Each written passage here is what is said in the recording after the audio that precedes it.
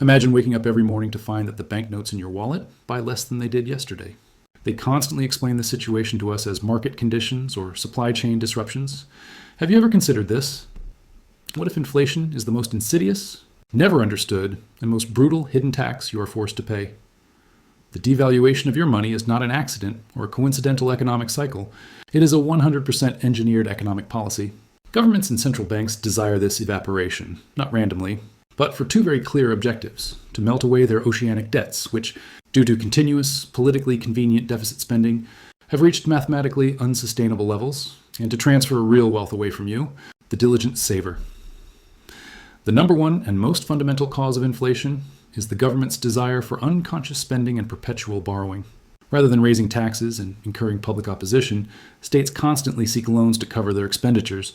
This preference for debt over transparency is a core flaw in the modern political system, as it allows politicians to deliver immediate benefits without immediate, visible costs.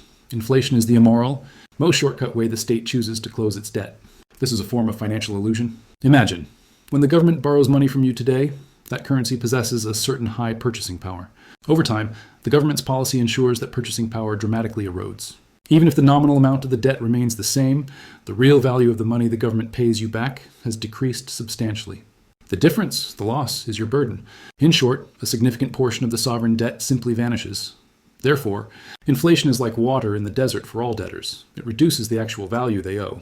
But it is a nightmare for all creditors, meaning the public, who saves through their labor and fixed income streams. You know the Robin Hood story. This situation is the exact opposite of that tale. Since the poor and middle class reach the money last, they must acquire goods and services at already inflated prices, meaning the money's value has already dropped for them. When the value of money falls, nightmare moments begin for them. Their salaries and lifelong savings struggle to catch up with the persistent inflation trend, and this intentional lag deliberately and consistently distorts income distribution toward the top. The final and most apparent evidence of how vital inflation is to governments is the sophisticated trap of negative real interest rates. Central banks deliberately keep interest rates below the official inflation rate. This is absolutely not a coincidence. It is a calculated move to discourage saving. Governments, far from wanting the public to save, desire exactly the opposite, that they spend. This is because spending drives the underlying economic velocity and yields immediate, large tax revenues from sales and activities. This negative real interest rate trap forcibly pushes you out of safe savings accounts and drives you toward speculative, risky investments or rampant consumption frenzy. The financial system consistently penalizes the saving public while rewarding borrowing and consumption. This deliberate design makes it the largest, most sophisticated trap the entire system has set against the long-term financial future and security of the average citizen. The lesson to be learned is this: the devaluation of money is not a small, necessary price paid for economic salvation. This is a transparent and invisible, continuous, and structured mechanism of wealth transfer applied by heavily indebted states against the savings of the hardworking public.